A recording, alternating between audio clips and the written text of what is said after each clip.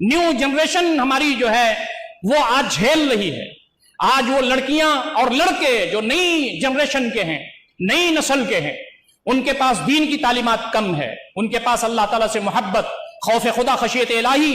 दुनिया को ठोकर मारने का जज्बा और आखिरत को बना लेने की तमन्ना,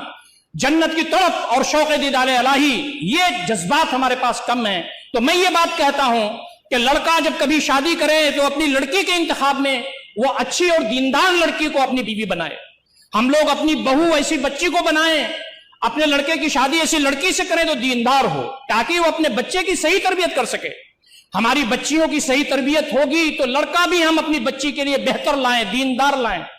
ये मिल करके ऐसे बच्चे की तरबियत कर सकें जो दीनदार हो, अल्लाह के दीन का सिपाही हो, अल्लाह के दीन को आम करने वाला हो। आज कुफ्र है, शिर्क है, जलालत है, गुमराही है, तारीकी है,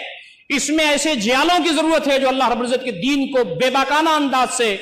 बता सकें, समझा सकें, दलाल के साथ बात कर सकें, अल्लाह के दीन को